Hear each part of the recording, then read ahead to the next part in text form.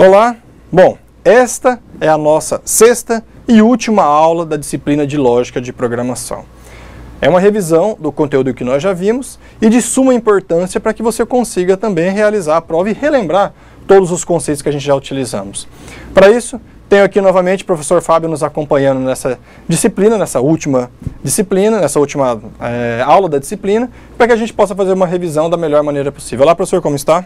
Olá, professor. Bem-vindo, você aluno, você tutor. Nesse percurso visualizamos diversas disciplinas, diversos conteúdos. Agora, no momento final, vamos fazer uma revisão e nos preparar para a prova agora. É isso aí. Bom, para que a gente possa conseguir resumir todo este conteúdo que nós vimos nas demais teleaulas, nós fizemos aqui um resumo também em slides do conteúdo e dos conteúdos abordados durante todas as nossas aulas. O primeiro deles, vamos dar uma olhada aqui, foi os conceitos de entrada, processamento e saída. São conceitos muito importantes na lógica de programação. Por quê? Sempre nós vamos ter entrada de dados, com informações dos usuários como nome, data, dia de nascimento, números, para que depois a gente faça o processamento desses dados.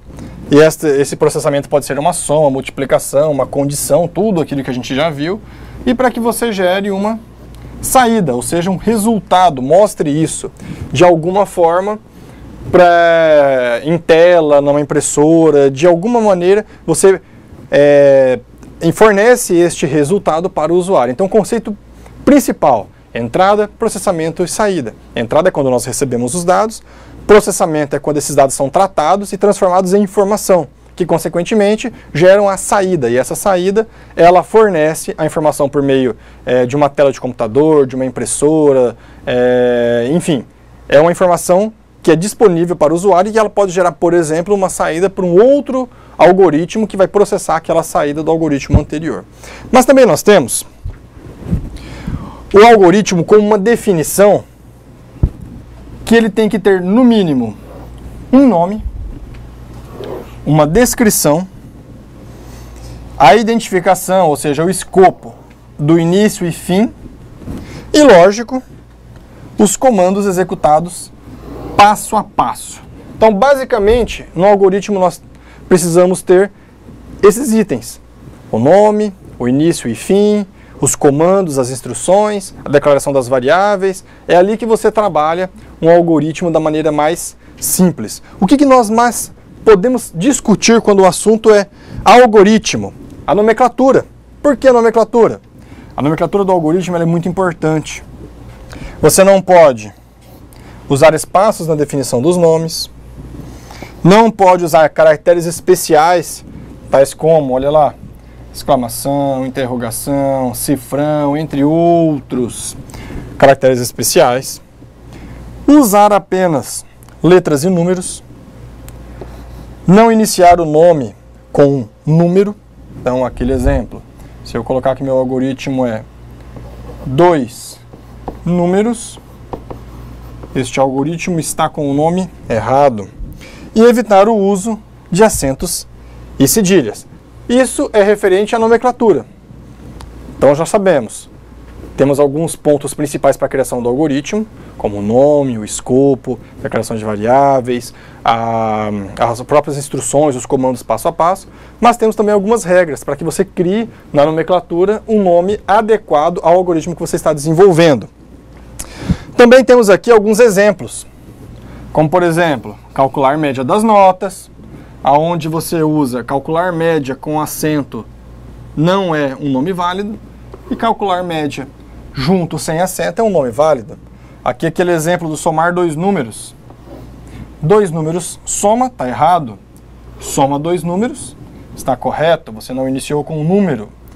Um outro exemplo, que apresenta o Alô Mundo na tela, tradicional Hello World. Alô Mundo está com acento, nome inválido. E o nome válido, Alô Mundo. Só exemplos, estamos apenas relembrando tudo que nós já vimos nessa disciplina.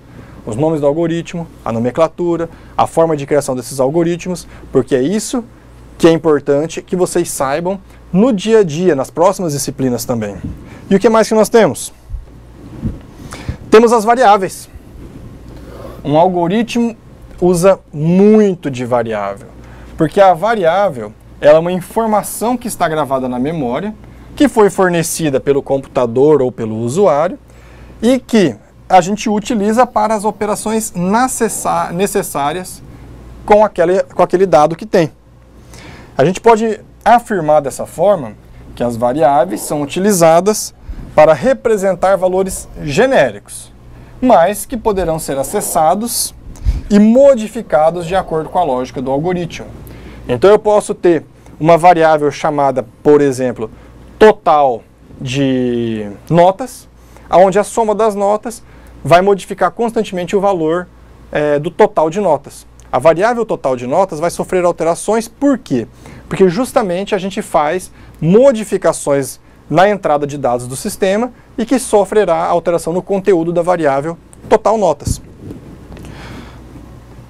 No caso das variáveis, nós também temos as nossas nomenclaturas. Olha lá, a nota de um aluno. Se eu colocar a proposta de nome dela como N apenas, ela não está representando, não que esteja errado, o nome é válido. Eu posso usar a variável N? Posso, mas ela não representa efetivamente o conteúdo daquela variável. Se eu coloco apenas N, não tem uma representação válida, para que depois você identifique o que é esse N em 500, 600 linhas de código, é muito complicado. Agora, se for a variável nome, aí você tem condições de identificar de uma maneira mais simples qual é a sua variável. Mas também temos outros exemplos, como por exemplo, saldo da conta. Este está correto, olha lá. Apesar de estar com a letra S maiúsculo, não tem problema, o nome está correto.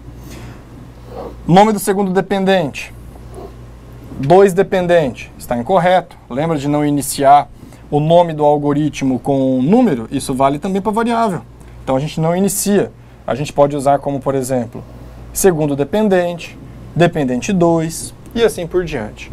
São várias as possibilidades que nós temos para que a gente possa desenvolver os nomes das variáveis. Temos apenas essas regras, mas fora isso vocês podem usar a criatividade e criar o nome de variável da melhor maneira que vocês julgarem para o seu algoritmo. E temos os operadores e as expressões lógicas. Se vocês repararem, tudo que nós fazemos em algoritmo é ter variáveis para que a gente guarde esses dados e essas informações, utilizar operadores e expressões lógicas, matemáticas, para fazer o cálculo com essas variáveis, processá-los e depois mostrar na tela. Basicamente, o algoritmo sempre vai funcionar assim. As regras que nós aplicamos, aí depende da linguagem de programação utilizada, das palavras reservadas que nós já vimos, depende das regras do algoritmo, como aquela questão de você, entre uma estrutura condicional, você usar chaves no caso do Java, usar em outra linguagem como o Python 2 pontos no final, depende da linguagem, mas a estrutura básica é variável, recebe informação, é processada por operadores lógicos, matemáticos, condicionais, sequenciais, depende de como você precisa resolver o seu problema, e é mostrado uma saída que é o resultado daquele processamento, seja para uma tela, para um outro algoritmo, ou para outras formas de interação entre computadores. No caso dos operadores e expressões lógicas, nós temos os operadores relacionais, que são utilizados para comparar valores ou outras expressões, e o resultado dessa comparação sempre vai ser do tipo booleano, lembra? Verdadeiro ou falso. Neste caso, o resultado sempre vai ser é ou não é. Eu estou relacionando dois valores ou duas expressões. Aqui tem um exemplo. O operador maior, eu faço uma comparação. A é maior que B? Se sim, é verdadeiro. Se não, é falso. São os dois únicos resultados possíveis. O outro operador, maior ou igual. O A é maior ou igual a B? Se for sim, aqui um exemplo, 3 e 5. 3 é maior ou igual a 5? Não. Então eu teria um resultado falso. Se fosse ao inverso, o 5 fosse o A, 5 é maior ou igual a 3? Sim. Então eu teria um resultado verdadeiro. Temos aqui o símbolo de menor. A é menor que B? Ou pode ser verdadeiro ou falso. Depende da informação, depende do conteúdo da variável A e depende do conteúdo da variável B. Se eu altero esses conteúdos, eu automaticamente estou alterando o resultado da minha verificação. Temos o menor ou igual. A é menor ou igual a B? Só pode ser verdadeiro ou falso. Temos o operador de igual. Aqui tem uma mudança. É importante vocês observarem isso. Que em pseudocódigo, lá quando vocês utilizaram o Visual G ou o próprio papel para desenvolver uma atividade, ele usa apenas um símbolo de igual, então é somente um. Ou nós temos em Java, que o igual ele é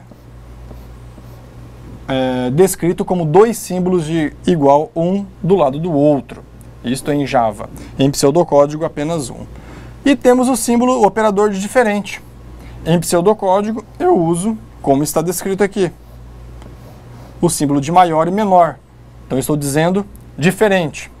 Já em Java, eu uso uma negativa do igual, que seria exclamação igual. Significaria dizer o mesmo que A é diferente, não era igual a B. E aí você vai fazer a verificação. Então, o que nós utilizamos para operadores é simplesmente esses operadores relacionais para fazer checagem. Pode ser uma expressão, pode ser dois números. Lembra daquelas questões? Se a média do aluno for maior que 7, ele está aprovado. A média do aluno, ela é maior que 7? Ou ela é maior, ou ela não é maior. Temos apenas essas duas questões. Temos aquela outra que seria igual a 7. Mas o igual a 7 você pode tratar com outros operadores, como por exemplo, a nota do aluno é maior ou igual a 7? Sim, então ele está aprovado. Não, não é maior ou igual a 7, então ele está reprovado. Continuando, nós temos ainda os operadores lógicos, depois dos operadores relacionais. Os operadores lógicos são três. O E é quando a expressão só vai ser verdadeira quando as duas forem verdadeiras. Então, se eu tenho um exemplo, A e B em pseudocódigo e A e B em Java. Em Java a gente usa um símbolo um pouco diferente do que nós estamos acostumados em pseudocódigo. Em pseudocódigo a gente usa o E tradicional, né? O E tradicional. Em Java a gente usa os dois símbolos do E comercial. No caso aqui, a expressão E só será atendida caso os dois sejam verdadeiros. Então, se eu tiver verdadeiro e falso, o resultado vai ser falso. Se eu tiver verdadeiro e verdadeiro, o resultado vai ser verdadeiro. Então, este é o operador E. Somente vai ser verdadeiro caso as duas condições sejam verdadeiras. Esse exemplo que eu acabei de usar das notas. O aluno só será considerado aprovado caso a média dele seja maior ou igual a 7 e caso a total de faltas dele seja inferior, por exemplo, a 10. Então, somente nesses dois casos, sendo atendidos como condições verdadeiras, é que o resultado da expressão será verdadeiro. Nota maior ou igual a 7 e faltas menor que 10. Se uma das duas forem falsas, se a nota dele for menor que 7 ou se as faltas forem maior que 10, então a expressão é falsa, ou seja, o aluno está reprovado. Mas também temos o ou. O ou, diferente do e, caso qualquer uma das duas expressões elas sejam verdadeiras, o resultado final será verdadeiro. Neste caso aqui, vou colocar aqui o ou. O ou. Verdadeiro ou falso? O resultado é verdadeiro. Verdadeiro ou verdadeiro? O resultado é falso. Mas então quando que vai dar falso? Apenas quando eu tiver falso ou falso. Aí o resultado é falso. Fora isso, todas as demais alternativas será verdadeira. Porque caso uma das duas seja verdadeira, o resultado final também é verdadeiro. E temos o último, que é o operador não. O não é a negação. Significa dizer que aquilo que eu estou dizendo não é verdade. Em pseudocódigo eu uso o não. E em Java eu uso o ponto de exclamação. Neste mesmo exemplo, eu poderia fazer o seguinte. Eu poderia dizer verdadeiro e não falso. Isso significa dizer o quê? Eu estou negando o falso. Se eu estou negando o falso, ele é verdadeiro. Portanto, verdadeiro e verdadeiro, o resultado é verdadeiro. É uma negação. Ele simplesmente inverte o resultado da anterior. Se eu tenho falso e eu disse não falso, eu estou dizendo verdadeiro. Eu estou dizendo que aquilo não é falso. Mas, continuando aqui a nossa aula de revisão, nós temos as nossas estruturas de controle, baseado na nossa programação estruturada. Nós falamos de outras formas de programação, como, por exemplo, a orientação a objetos. Mas o foco da disciplina de lógica de programação é aprender a lógica, e não todas as estruturas de programação. Para isso, a gente escolheu uma, que é a programação estruturada, para que vocês compreendam o que é a lógica de programação. E dentro da programação estruturada, nós temos as estruturas de controle,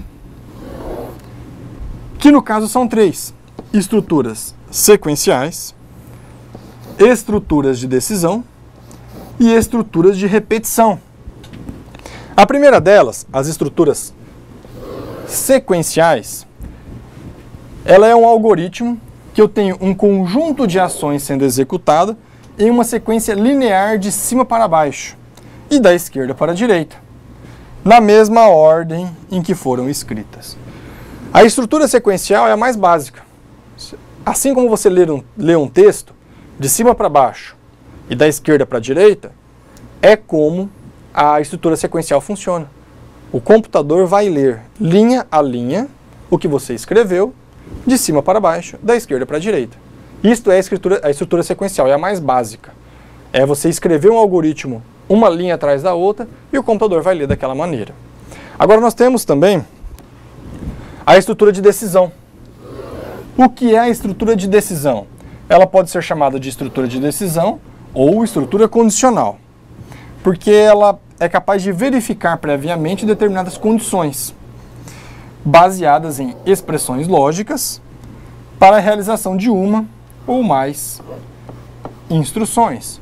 No caso aqui, a estrutura de decisão é aquela opção que você dá durante a execução do algoritmo, de o algoritmo decidir por qual caminho ele vai seguir, baseado em uma verificação que vai gerar um resultado verdadeiro ou falso, como estes que nós acabamos de ver e exemplificar. A exemplo, nota e falta de alunos. Isto é uma estrutura de decisão. Dependendo do que ele decidir, ele vai seguir um caminho. Um dos caminhos, mostrar na tela que o aluno está aprovado. Outro caminho, mostrar na tela que o aluno está reprovado. Em nenhum momento ele vai executar os dois. Não naquela mesma execução. Pode ser que, se você entrar com dados diferentes, ele vai mostrar ou uma ou outra, mas nunca as duas ao mesmo tempo. Continuando aqui, dentro da estrutura de decisão, nós temos três tipos: a simples,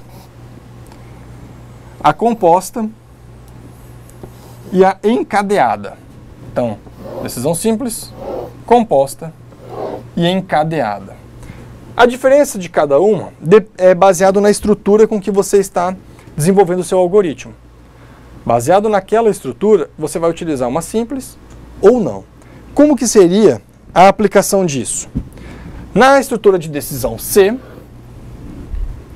nós temos um fluxo de apenas um desvio.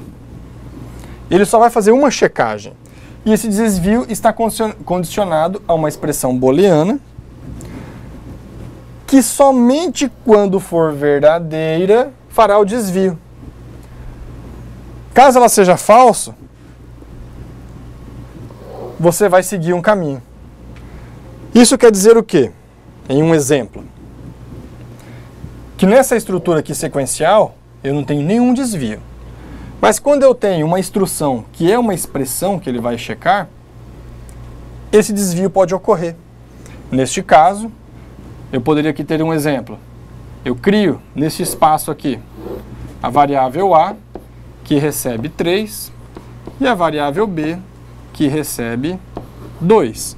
Aí aqui, na minha estrutura condicional, eu pergunto, A é igual a B?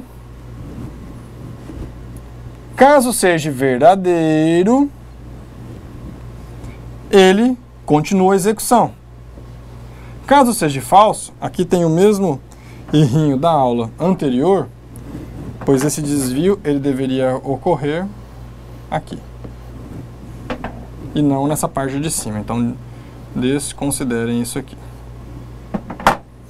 Portanto, caso A seja igual a B, ele vai continuar a execução aqui normal, na instrução 2, nessa parte. Caso seja falso, ele vai vir aqui para o final e continuar a partir da instrução 3. Aqui, neste exemplo, o A vale 3 e o B vale 2. 3 é igual a 2? Não. Então é falso, ele não executa a instrução 2. Ele vai direto para a instrução 3. Estrutura condicional simples, faço apenas uma checagem. Só tem um desvio. Mas nós temos a estrutura de decisão C, senão, que aí já é mais completa. Por que ela é mais completa? Porque ela tem dois caminhos a seguir. No caso, o fluxo escolhido para execução está condicionado a essa expressão. Caso verdadeira, um conjunto de comandos é executado. Caso falsa, outro conjunto é executado. Nesse exemplo aqui, nós temos uma instrução. Aqui a nossa estrutura de decisão simples e aqui a completa. Neste caso da completa, se eu pegar o mesmo exemplo, que A é igual a B, A é igual a B não, perdão, A é igual a 3 e B é igual a 2, eu poderia propor nesta expressão a verificação de A é igual a B. Caso seja verdadeiro, ele vai executar a instrução 2A. E aqui ele pode escrever na tela. Sim, é igual. Caso for falso, ele executa a instrução 2B. E aqui ele pode escrever na tela. Não. Não é igual. E depois segue a partir da instrução 3 normalmente. No nosso exemplo, A vale 3, B vale 2. A é igual a B? Não, não é. Então ele vai seguir o caminho de falso e vai escrever na tela. Não.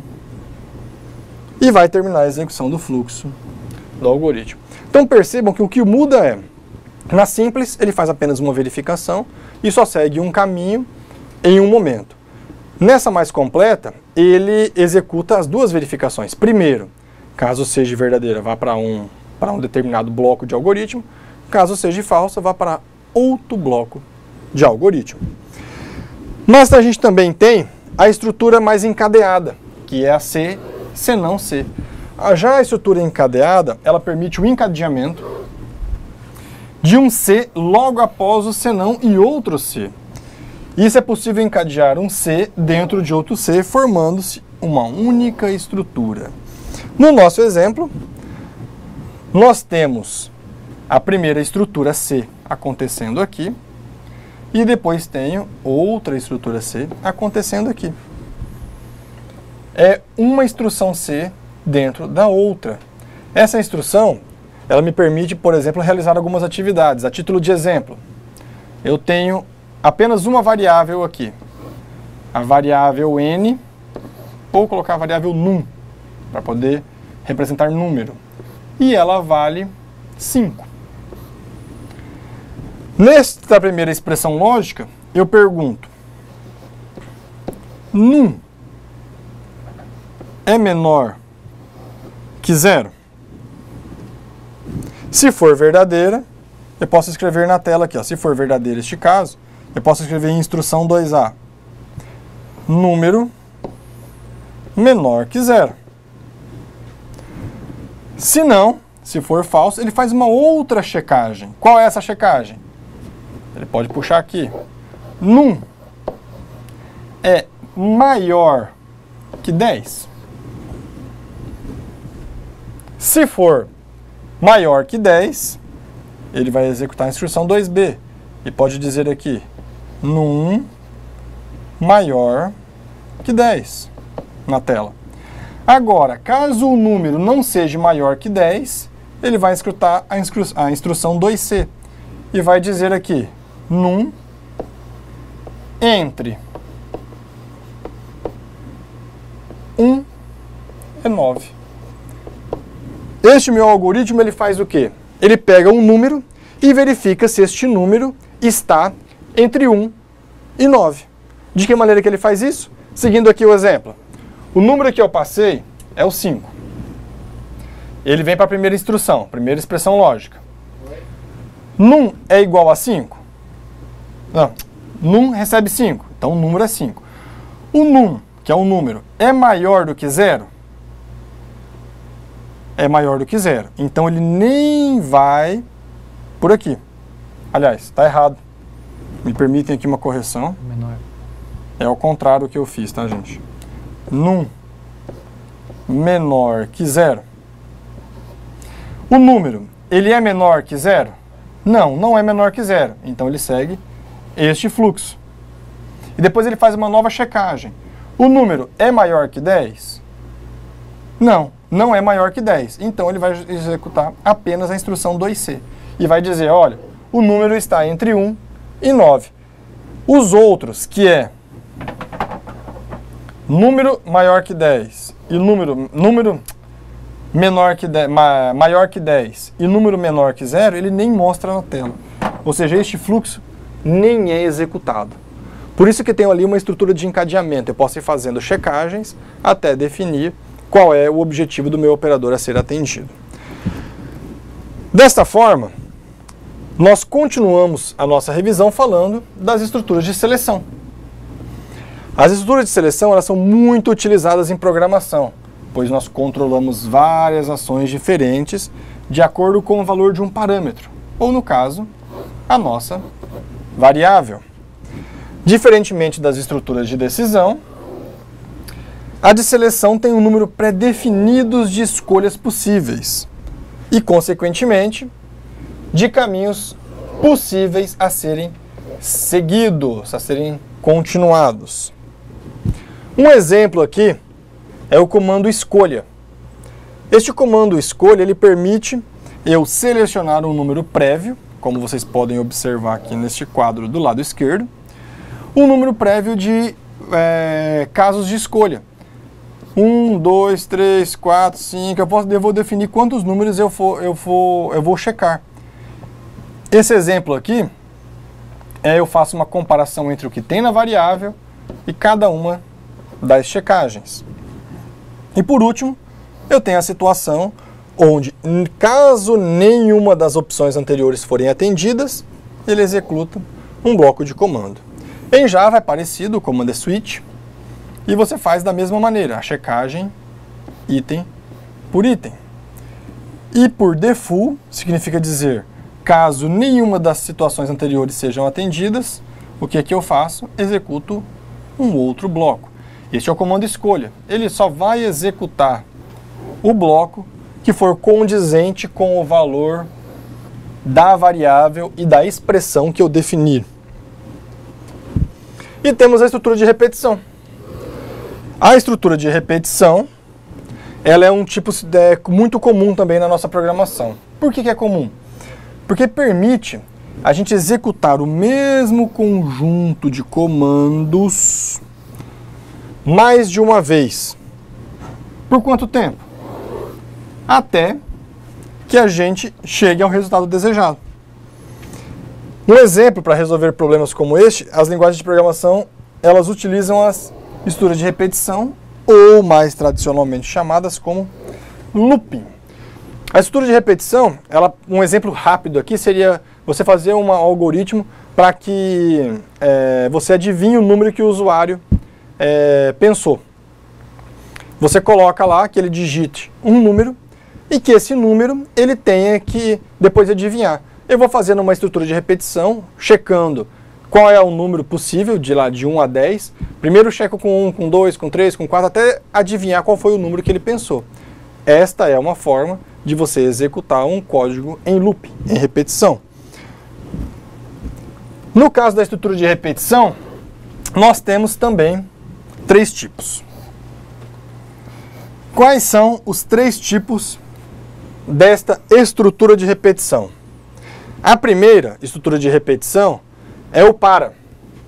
O para, ele tem uma estrutura voltada para a execução de laços de repetição por um número pré-definido de vezes. É ali que você diz exatamente quantas vezes aquela estrutura de repetição tem que ser executada. Para isso, tem o auxílio da figura do que nós chamamos de contador, uma variável inteira e um valor inicial e final, que é até onde ele deve chegar. Aqui nós temos um exemplo, né, professor Fábio, de uma estrutura de repetição. Qual seria a base padrão para essa estrutura de repetição? Então, nós temos 4 partes ali. A primeira parte, que é o contador, que vai definir a quantidade de vezes que você deseja repetir, dizendo exatamente qual que é o início e qual que é o final. Então, você tem um intervalo pré-definido de valores possíveis de repetições a serem executadas. E, por último, você tem o passo, que indicando que aquele seu contador, qual é a forma que ele é incrementado ou decrementado. Se ele é incrementado de 1 em 1, de menos 1 a menos 1, dependendo da forma que você queira trabalhar. Se você estiver no para, querendo trabalhar de 0 a 10, então você tem como valor inicial 0, valor final 10, e o passo indicando que você quer incrementar de 1 a 1. Da mesma forma, se você quiser fazer de forma decrescente, você quer sair de 10 a 0. Então você tem o inicial 10, o valor final 0 e o passo menos 1. Então você vai decrementando o valor da sua variável e o bloco de código dentro do seu faça e fim para, ele é executado no número predeterminado de vezes. Então o objetivo da estrutura de repetição, do para, é você fazer um controle do fluxo, só que de maneira muito mais efetiva, porque você define exatamente o que ele tem que fazer. Você define início, fim, quantas vezes ele vai passar, de que forma que ele vai passar e o bloco de comandos que ele deve executar. Aqui tem um exemplo de uma estrutura de repetição, para que eu possa contar de 1 até 10. Olha que interessante. Para ir de 1 até 10, faça o quê? Escreva o número que eu tenho para poder ser contado. No caso aqui tem uma correção, né? Isso é variável i e não é j. E para contar de 10 até 1, processo inverso, fazendo com que o passo seja menos 1, negativo. No caso da estrutura de repetição em Java, nós utilizamos o for. Mesmo padrão, poderia aqui, valor inicial 0, condição de parada, até que o 0 seja menor, ao contrário, até que o 0 seja menor ou igual a 10, e o incremento é mais 1. Você vai executar o bloco de comandos partindo desse exemplo. Por exemplo aqui, variável i que recebe 1, então começa em 1. Enquanto i for menor ou igual a 10, ele executa o quê? O bloco de código, sempre fazendo um incremento de mais 1. Então, na primeira vez que ele passar, ele vai ter 1, na segunda vez 2, na segunda vez 3, terceira vez 3 e assim por diante. Dentro da estrutura de repetição, nós também temos o enquanto. O enquanto, ele tem um objetivo um pouco diferente. Por quê? O número de vezes que o bloco de comando deverá ser executado não é conhecido, diferentemente do para. Mas o enquanto, ele pega uma estrutura que faz um teste lógico no início do comando enquanto. E é este comando que avalia se a expressão for verdadeira e continuar a execução do código, ou se for falsa e ele deve parar a repetição. Então o comando enquanto eu poderia exemplificar da mesma maneira que eu falei do exemplo de adivinhar o número que o usuário digitou. O usuário digitou 5. E aí o comando enquanto começa de 0 a 10, assim como para. A diferença é, enquanto o número que você checar não for igual ao número que o usuário digitou, continue a execução do programa, continue avançando de 1 em 1. Então ele vai passar por 1, 2, 3, 4. Vamos supor que o usuário digitou 5. Quando ele encontrar o 5, ele vai falar, bom, este não é diferente, este é igual. Então, para a execução do meu algoritmo. Então essa é uma estrutura de repetição enquanto. Aqui nós temos da mesma forma, né, professor Fábio, a sintaxe. A sintaxe do comando enquanto, ela é mais simples um pouquinho. Exatamente, tem aquela característica fundamental. Você não sabe o número definido de repetições. Você tem uma expressão lógica, que está marcada em vermelho, que te diz exatamente quantas vezes ou em quanto tempo você precisa repetir. Enquanto aquela condição não foi verdadeira, não sair daquela condição, aquele bloco de comando ele é repetido. Então essa é a característica. Você inicia, antes de iniciar o loop, você já faz a verificação. De acordo com o resultado da sua verificação, você sabe se vai iniciar o loop. Iniciou o loop, você permanece ali dentro até aquela condição não for mais atendida. Exatamente. E para exemplificar isso, a gente tem aqui uma demonstração do comando enquanto, que é do mesmo contar até 10. A diferença é que ele faz o recebimento da variável A recebendo 1, e quando ele executa o comando enquanto, ele diz, olha só, enquanto A for menor ou igual a 10, escreva o A na tela. E depois some o A a mais uma unidade. Então ele começa primeiro com 1, depois com 2 e vai escrevendo na tela. 1, 2, 3, até ele chegar no número 10. Quando ele chegar no número 10, ele para isso aqui e encerra o comando enquanto. Mas a gente também tem um exemplo dele em Java, que é a mesma coisa, while. O while, a expressão lógica, e como você deve fazer, olha aqui. O while, ou seja, enquanto A for menor ou igual a 10, system.out.println A, e faço o incremento do valor. A++, no caso aqui do Java, ou a gente poderia usar como a gente usou anteriormente, A que recebe A mais 1. É só uma forma de realizar incremento mais fácil na linguagem de programação. E nós temos, por último, o faça ou repita. A estrutura de repetição faça ou repita, assim como o enquanto, elas são utilizadas e muitas vezes são comumente usadas quando não é conhecido o número de vezes que o bloco de comandos deverá ser executado. A única diferença em relação ao enquanto, que é o que a gente acabou de ver, é que ele testa a expressão lógica antes de executar o código, no caso do enquanto, só que o faça e o repita, ele testa somente no final. O que isso quer dizer? O enquanto, ele faz uma checagem no início.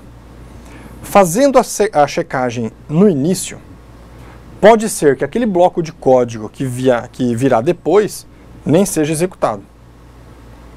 Porque se eu faço uma verificação antes da execução do código, dependendo da condição, ele nem vai ser executado. Entretanto, se eu uso o comando faça, ele primeiro executa uma vez o código, obrigatoriamente. Então, naquele primeiro momento, o código vai ser executado. Depois, ao final, ele faz uma checagem para saber se ele deve ou não continuar executando o código. Mas, pelo menos uma vez, ele executou. Se a gente for dar uma olhada aqui num exemplo,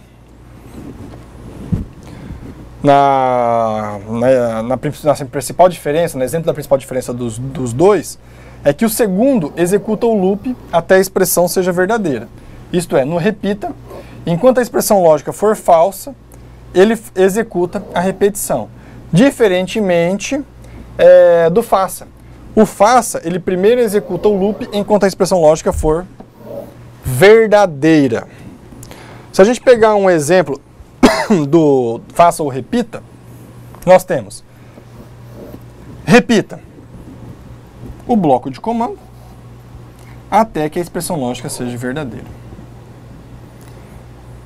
Este exemplo aqui, eu poderia dizer o seguinte: eu não estava tentando adivinhar o número que o usuário digitou. Neste caso aqui eu poderia inverter. O usuário teria que identificar o número que o computador pensou. Como que seria isso? Eu posso criar uma variável lá, número, e acrescentar um número para ela, por exemplo, 6. Aí eu peço para o usuário, digite um número. Ele vai digitar um número entre 1 e 10. Ele digita 2. Aí, no final, eu faço a verificação. 2 é igual ao que eu digitei, que seria 6? Não. Então, continua. E ele vai verificando até que o usuário digite 6. quando o usuário digitar 6, eu posso dizer, olha, você digitou o número certo, parabéns, a expressão vai ser igual e ele para de fazer o loop, ou seja, para de fazer o repita. Este é um exemplo. Já no caso de Java, eu uso do. Começa com do, while, ou seja, do while.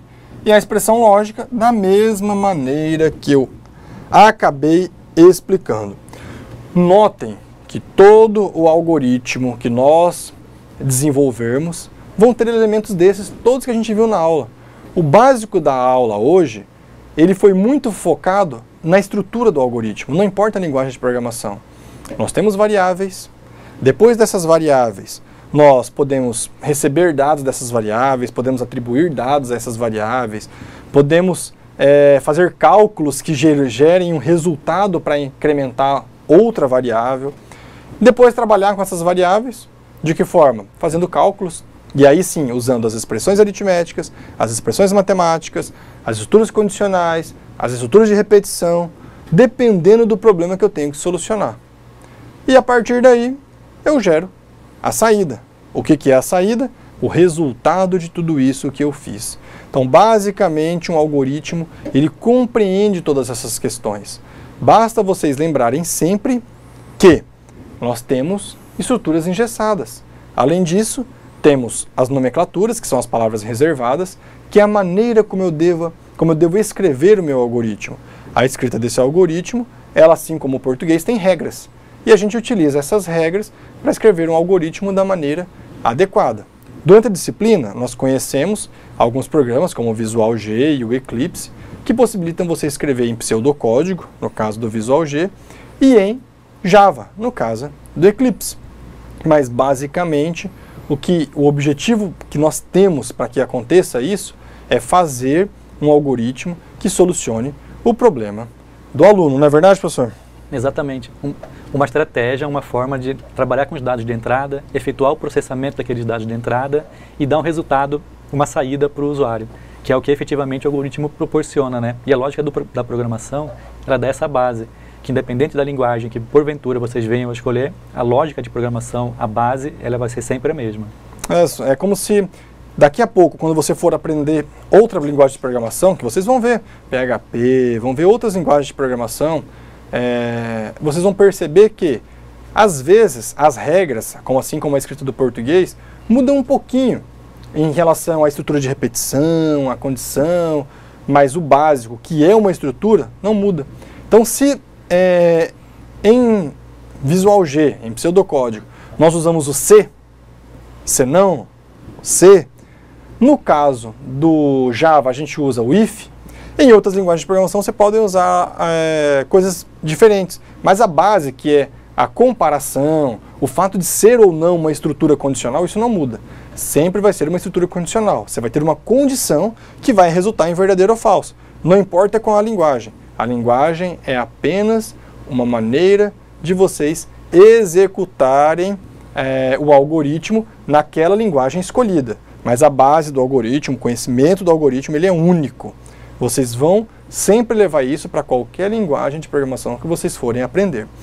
Por isso, o que eu digo para vocês é sucesso na prova. Tenham tranquilidade, avaliem exatamente este algoritmo, como que vocês vão encontrar na prova questões relacionadas a conceitos de algoritmo, mas também a códigos de algoritmo.